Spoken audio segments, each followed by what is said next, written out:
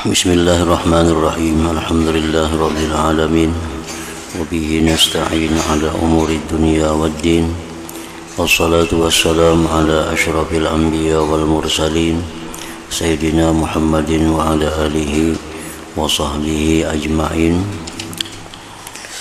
Yang ke-48 dari perkataan para ulama,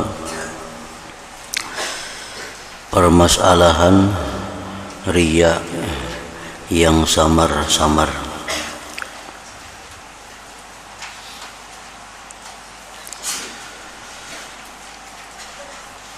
Cukupkanlah untuk kita mengetahui halusnya dan tersamarnya, tersembunyinya masalah riya ini apabila kita melihat kepada apa yang telah diriwayatkan oleh Imam Abul Qasim Al-Qushairi rahimahullah ta'ala, yang beliau nukil daripada Abu Yazid radhiyallahu anhu. Ia berkata, adalah aku selama 12 tahun mendidik diriku.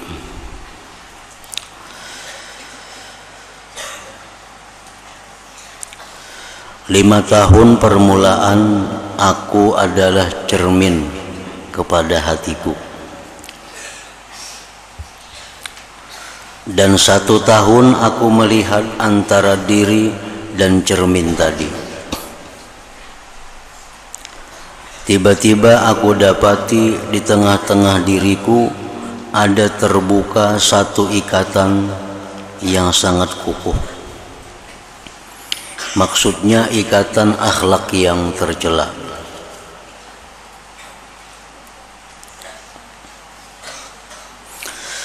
Lalu aku berusaha menghilangkan selama 12 tahun.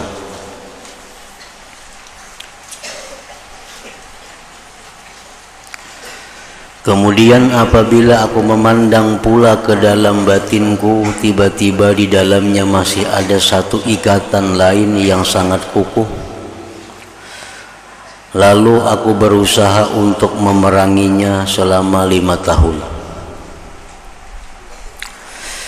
Aku selalu berpikir bagaimana aku dapat menghilangkannya. Akhirnya terbukalah bagiku hijab dinding, sehingga aku melihat kepada makhluk ini seakan-akan mereka semuanya telah mati. Lalu aku pun bertakbir 4 kali karena kematian mereka.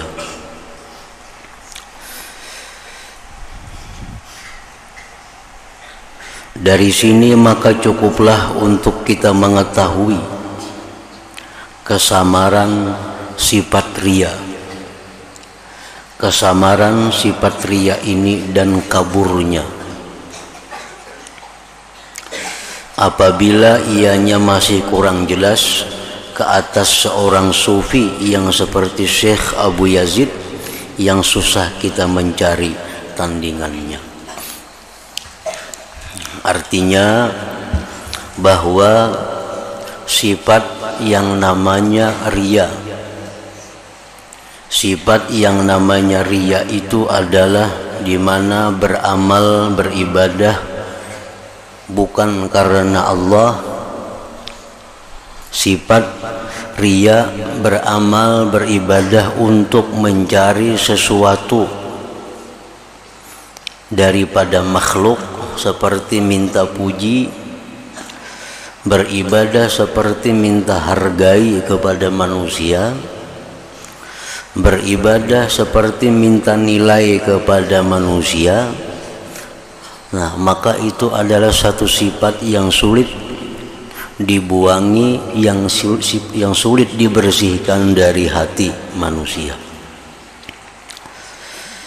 Sampai Imam Abu Yazid, beliau selama 12 tahun hanya bisa membersihkan diri daripada sifat riya itu. Sembahyang supaya dinilai orang ahli sembahyang, Bersedekah dinilai supaya dinilai orang yang sosial, pemurah. Menuntut ilmu dinilai orang supaya ahli menuntut ilmu. Menuntut ilmu dengan tujuan agar mendapatkan kedudukan yang terhormat di masyarakat. Menuntut ilmu agar dihargai orang. Menuntut ilmu agar dimuliakan orang. Nah, itu adalah sifat-sifat riya, sifat-sifat yang karena Allah yang sulit dibersihkan dari hati kita.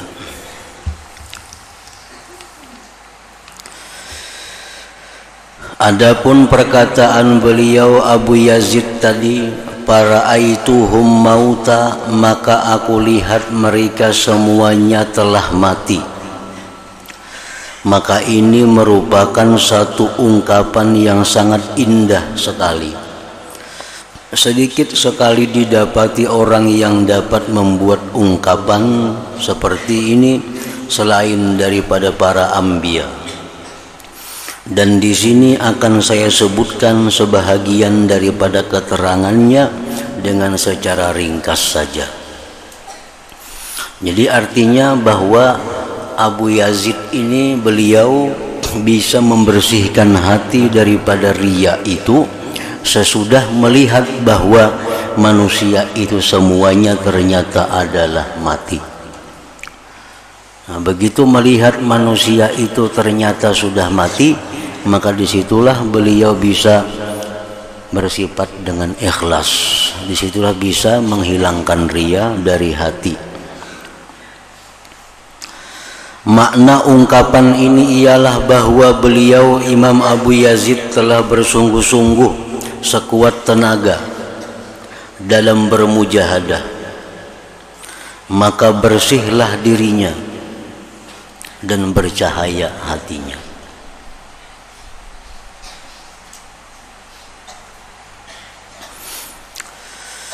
Makna ungkapan ini ialah bahwa beliau telah bersungguh-sungguh sekuat tenaga dalam bermujahadah, dalam melawan hawa nafsu, maka bersihlah dirinya dan bercahaya hatinya. Dan beliau telah menguasai ke atas hatinya dan memilikinya sebagai memiliki yang sempurna. Dan tunduklah nafsu itu kepada beliau secara keseluruhan. Nah, ketika itu beliau melihat kepada seluruh makhluk ini, maka beliau mendapati mereka semua laksana orang mati yang sudah tidak ada hukum yang berlaku lagi ke atas mereka. Maka mereka manusia tidak dapat memberi mudarat dan juga tidak dapat memberi manfaat. Nah, manusia tidak dapat memberi mudarat dan juga tidak dapat memberi manfaat.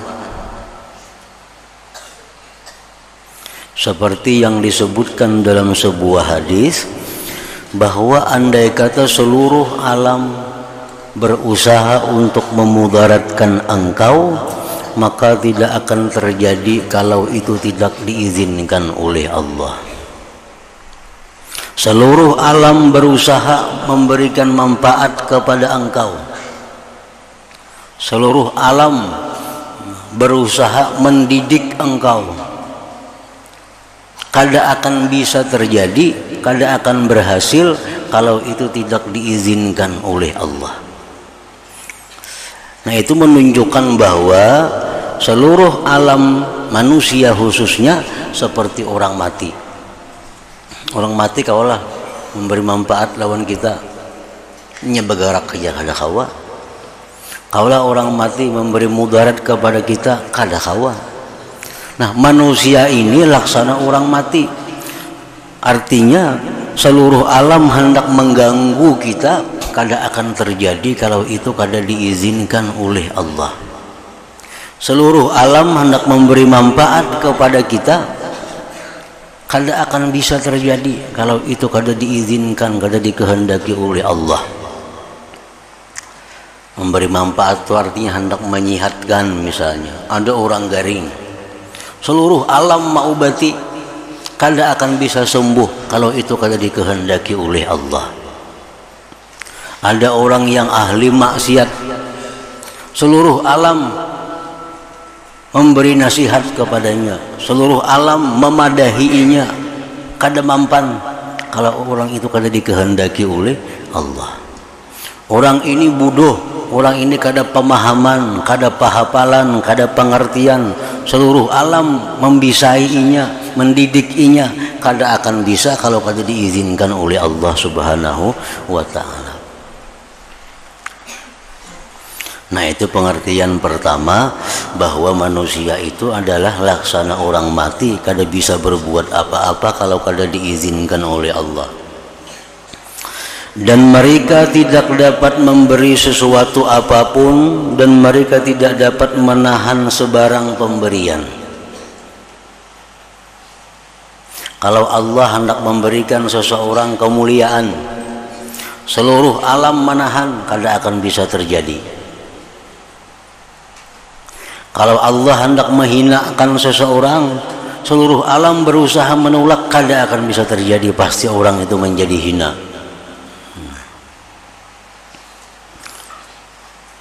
Dan mereka tidak dapat menghidupkan dan juga tidak dapat mematikan. Dan mereka tidak dapat mengubah sesuatu dan juga tidak dapat memutuskannya sesuatu. Mereka tidak dapat mendekatkan sesuatu dan juga tidak dapat menjauhkannya sesuatu. Mereka tidak dapat membahagiakan dan juga tidak dapat mencelakakan. Mereka tidak dapat memberi rezeki dan juga tidak dapat menahan rezeki. Kalau Allah hendak mengayakan seseorang, siapa saja menahan kada akan bisa. Allah hendak menyugihakan orang ini, maka rezeki akan datang kepadanya kiri kanan, muka belakang, atas bawah. Kada akan bisa menahannya siapa jua pun. Tapi kalau Allah hendak memiskinkan seseorang, nah apapun usaha kada akan bisa juga menahannya. Orang itu pasti jatuh miskin. Mereka tidak dapat memberi rezeki dan juga tidak dapat menahan rezeki. Mereka tidak memiliki bagi diri mereka apa-apa kemanfaatan atau kemudaratan. Dan mereka juga tidak memiliki mati, hidup dan kebangkitan. Nah, maka inilah sifat-sifat orang mati ngarannya. Maka sudah tentu mereka akan diperlakukan seperti orang mati pada perkara-perkara yang telah disebutkan di atas. Nah, itu artinya kenapa kita riya, kenapa kita beribadah ini supaya dimuliakan oleh manusia. Karena kita menganggap manusia itu bisa memuliakan. Lalu kita beribadah karena manusia. Kenapa kita menuntut ilmu ini supaya dihormati orang?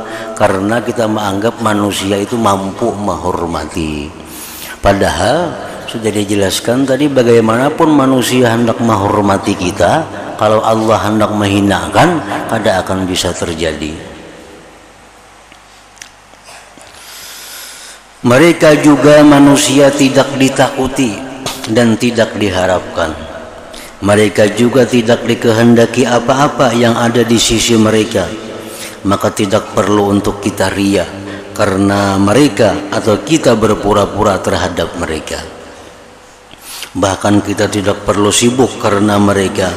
Mereka juga tidak boleh dihina atau disebut-sebut kekurangan mereka. Dan tidak boleh disebut-sebut keaiban mereka, dan juga tidak boleh dicari-cari kesilapan dan kelemahan mereka.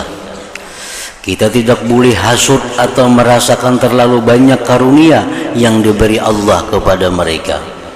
Bahkan mereka manusia sepatutnya dikasihi dan diterima keuzuran mereka.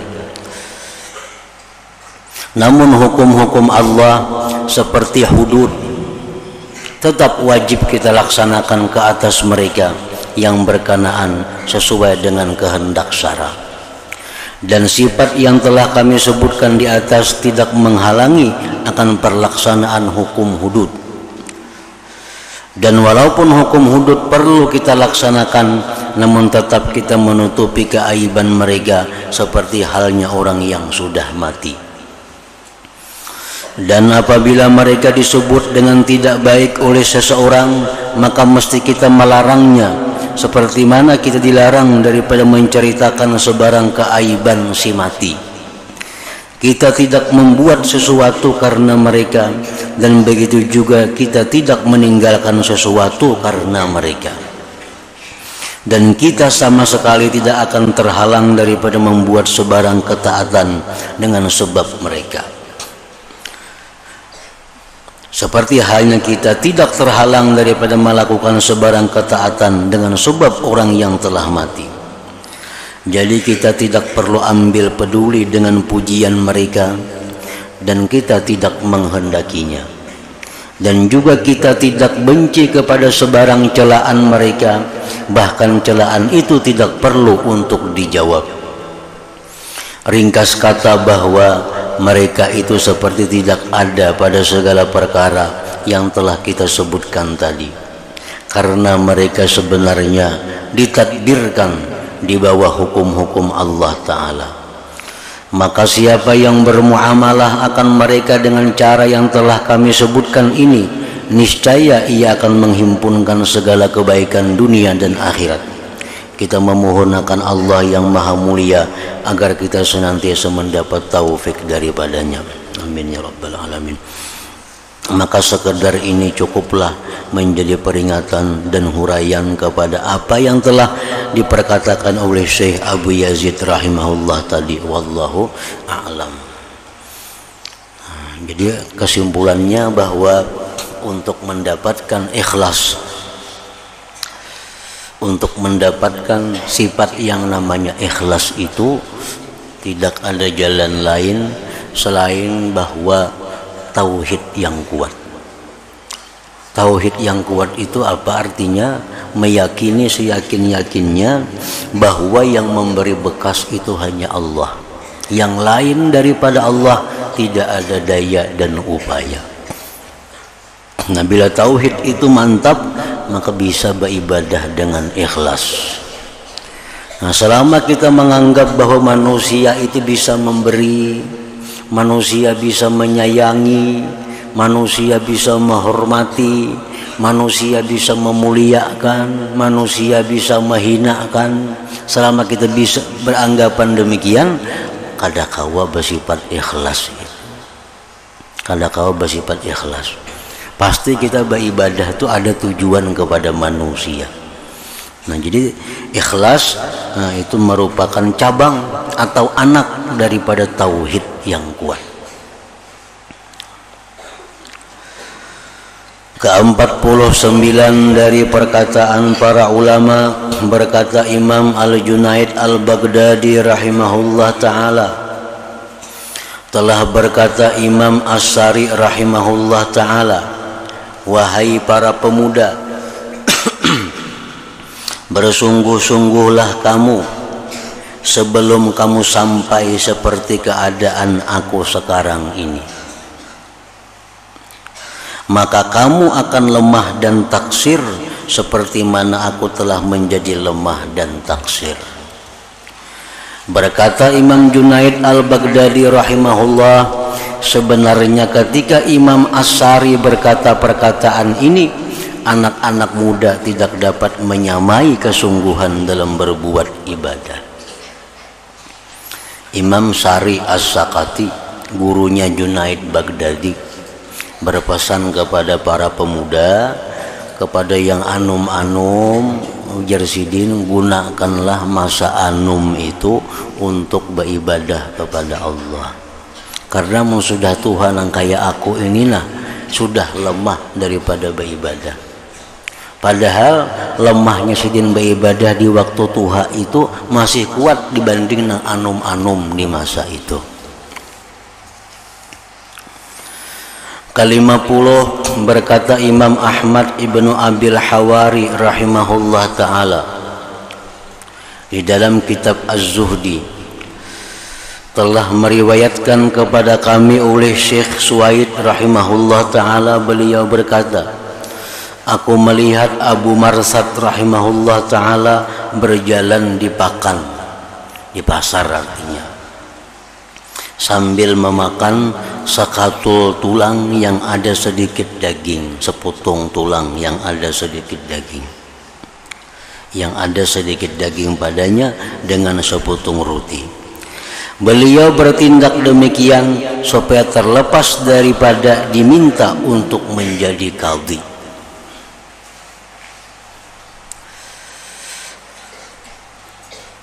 Abu Marsad orang yang dikenal kealimannya.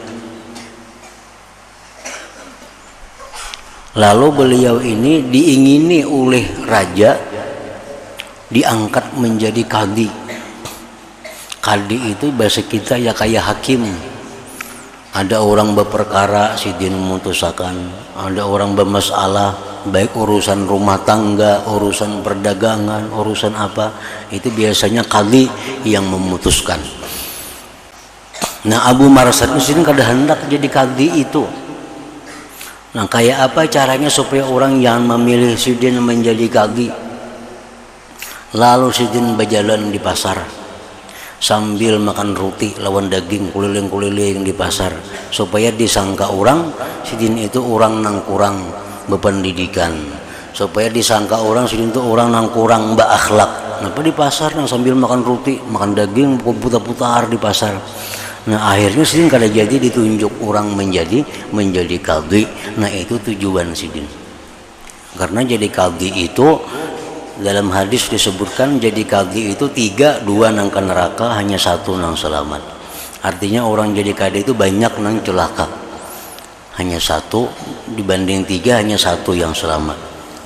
Nah, itu yang ditakutkan oleh beliau, sehingga beliau kada mau menerima tawaran menjadi qadhi tadi. Dan satu cerita lagi yang hampir sama dengan ini ialah cerita Sufyan Ats-Tsauri radhiyallahu ta'ala anhu, ketika beliau dipaksa masuk menghadap Amirul Mukminin. Lalu beliau berlakunya seperti seorang gila yang menyapu-nyapu hamparan sambil berkata, alangkah indahnya hamparan ini, berapa kamu beli? Saya hendak pergi kencing. Maka dengan tindakannya itu beliau diusir daripada istana. Maka dengan cara ini beliau dapat menjauhkan diri daripada mereka dan dapat selamat dari perintah mereka.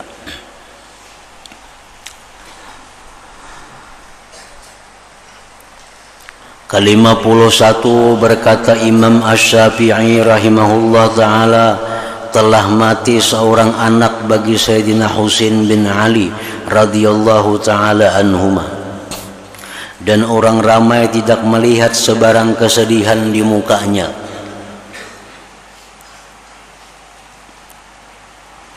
Sayyidina Husain cucu Rasulullah sallallahu alaihi wasallam, beliau kematian anak. Mati anak sidin, kada ada sedih muha, bahkan sidin tertawa mati anak. Biasa orang mati anak tuh sedih muram muha, ada ini kada sidin kada sedih. Lalu ada yang mencela beliau karena yang demikian itu. Jurang Husain tuh kada sayang kalau lawan anak mati pina kada ada sedihnya. Maka Husain terus menjawab, kami adalah satu keluarga yang meminta sesuatu kepada Allah Ta'ala, lalu Allah Ta'ala memberi akan kami, dan apabila Allah Ta'ala menghendaki sesuatu yang kami tidak sukai, maka pasti kami ridha akan dia. Nah, jadi artinya Sayyidina Husain, buat apa kami sedih kematian anak? Kami ini satu keluarga yang diberi Allah satu titipan, diberi Allah satu pinjaman. Bila mana Allah mengambil, kami senang, kami ridha dengan apa yang diambil oleh Allah Ta'ala itu. Kayak kita aja diberi injamnya orang sepeda motor, diambil dulu sakit hati lah. Kan mau kalau karena pinjaman juga. Nah itu yang dimaksud dengan Sayyidina Husain ini.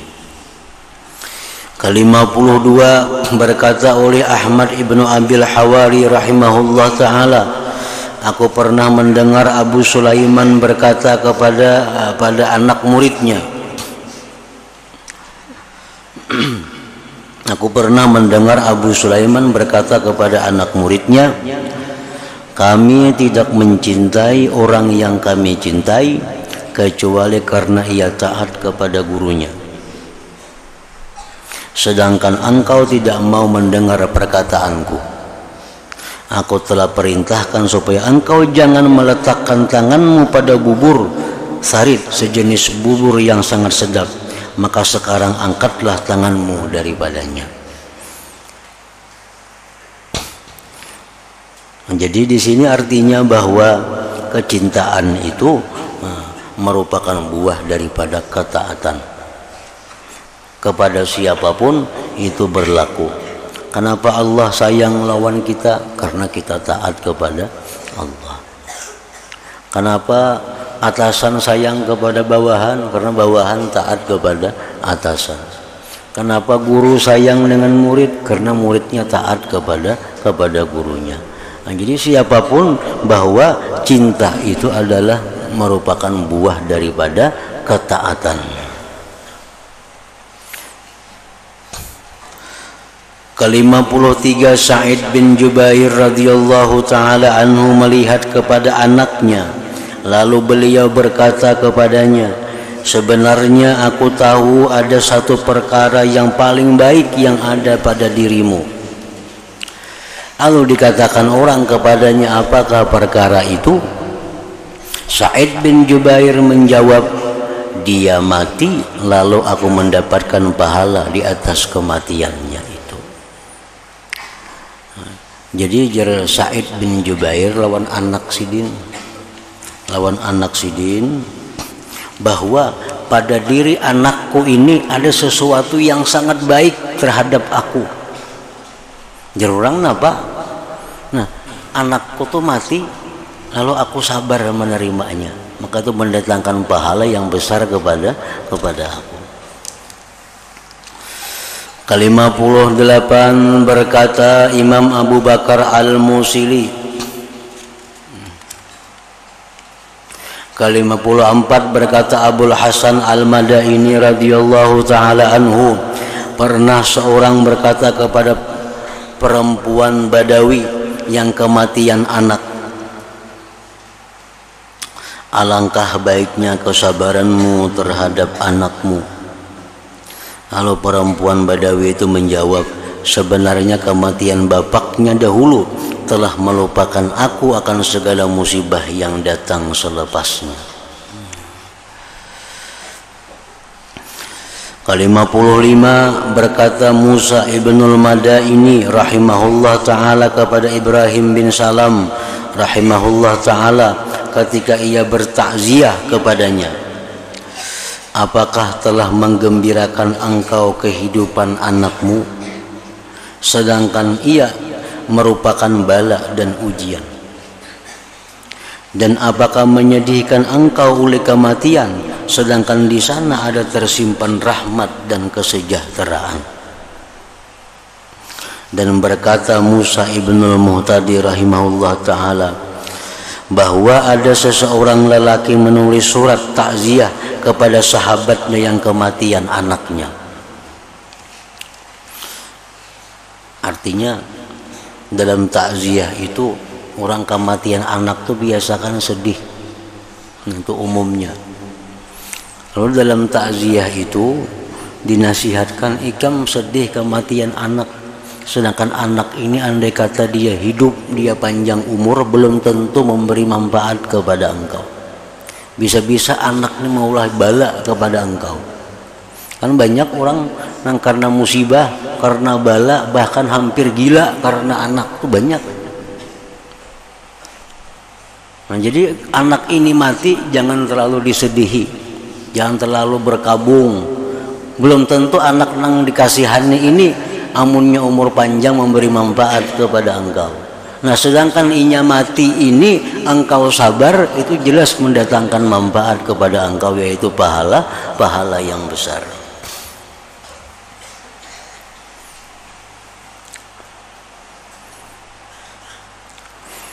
Dan berkata Musa ibnul Muhtadi rahimahullah ta'ala bahwa ada seorang lelaki menulis surat takziah kepada sahabat yang kematian anaknya.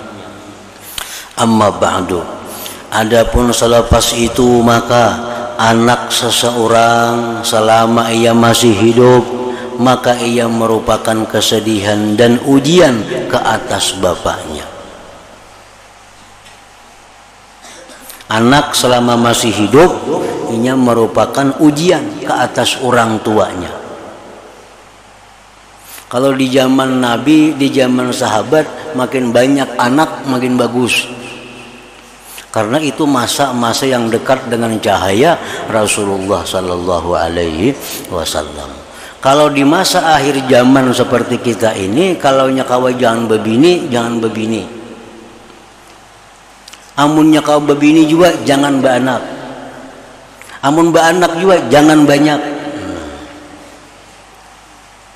Itu perkataan para hukama. Karena apa? Karena zaman kita ini zaman yang sudah jauh kepada zaman Rasulullah. Jangankan kita mendidik bini, mendidik diri sendiri susah. Kan kewajiban laki-laki mendidik bini supaya bini ini di jalan yang bagus, bini ini jadi perempuan yang salihah, bini perempuan yang takwa kepada Allah, bini yang iffah, yang bisa menjaga kehormatan. Ini kada gampang mendidik bini macam ini. Mendidik diri sendiri pun susah. Nah, apalagi mendidik bini. Mendidik anak makin sulit lagi. Nah, jadi artinya bahwa maka anak seorang selama ia masih hidup maka ia merupakan kesedihan dan ujian ke atas bapaknya. Tanda-tanda akhir zaman, tanda-tanda mendekati kiamat itu adalah anak semakin durhaka kepada orang tuanya. Itu tanda-tanda akhir zaman. Sulit mencari anak yang bakti kepada orang tuanya. Nah, jadi itu ngarannya kesedihan bagi orang tuanya.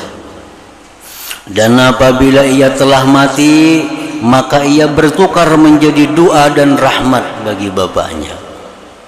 Oleh karena itu, maka janganlah engkau keluh kesah atas kehilangan barang yang menyedihkan engkau, yang merupakan ujian bagi engkau, dan jangan pula engkau sia-siakan apa yang telah diganti oleh Allah Ta'ala kepadamu daripada doanya dan rahmatnya. Ke-56 berkata Ahmad ibnu Abil Hawari radhiyallahu ta'ala anhu, aku mendengar Abu Sulaiman berkata, berlalu 20 tahun lamanya dan aku tidak pernah bermimpi keluar air mani. Maka ketika aku di Mekah, aku membuat sesuatu perkara, maka pada malam itu aku bermimpi keluar air mani. Lalu berkata Ahmad ibnu Abil Hawari, apakah perkara yang engkau lakukan di Mekah itu? Beliau menjawab, aku telah sembahyang fardu Isya pada malam itu dengan tidak berjamaah. Sehingga malamnya itu guring, nah guring itu dikawani oleh syaitan. Ke-57 berkata Imam Malik radhiyallahu ta'ala anhu, terkadang engkau menemui seseorang yang tidak ada sebarang kesilapan dalam percakapannya, tetapi sebenarnya amalannya semuanya salah. Kita mudah menemukan orang yang percakapannya itu kada ada salah, tapi kita sulit menemukan orang yang perbuatannya itu kada ada salah. Tapi nang nyaman lagi menemukan orang nang perbuatannya salah, perkataannya salah.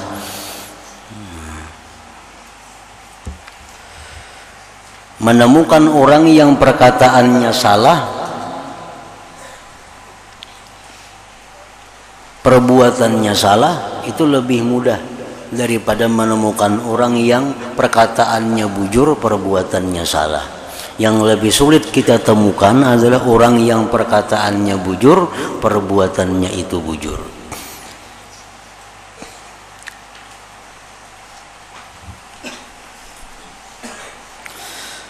Ke-58 berkata Imam Abu Bakar Al-Musili, telah berkata sebagian ulama yang zuhud, sebenarnya kita bercakap dengan fasih dan tidak ada salah, tetapi kita membuat salah dalam pekerjaan kita dan tidak ada yang betul.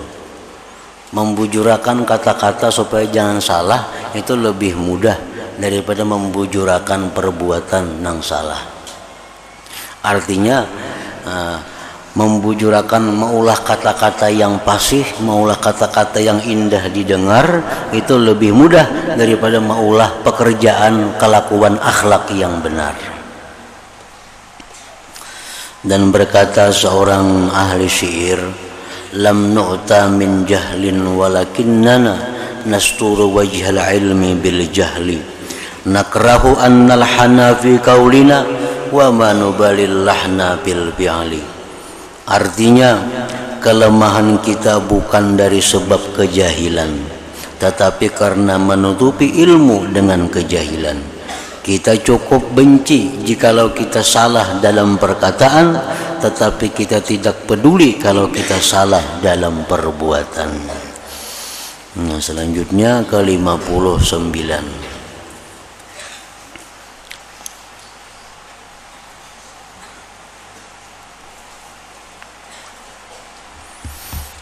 حضرة النبي صلى الله عليه وسلم الفاتحة. أعوذ بالله من الشيطان الرجيم. بسم الله الرحمن الرحيم. إياك نعبد وإياك نستعين اهدنا الصراط المستقيم صراط الذين أنعمت عليهم. بسم الله الرحمن الرحيم. الحمد لله رب العالمين وصلى وسلم على سيدنا محمد وآله وصحبه أجمعين. اللهم اغفر لنا ما أخطأنا وما تعمدنا وما أسررنا وما أعلنا وما أسرفنا وما أنت أعلم به منا، أنت المقدم وأنت المؤخر، لا إله إلا أنت. اللهم انفعنا بما علمتنا وعلمنا ما ينفعنا وزدنا فهما وعلما وعملا وهدى وتوفيقا برحمتك يا أرحم الراحمين. صلى الله على سيدنا محمد وآله وسلم. الحمد لله.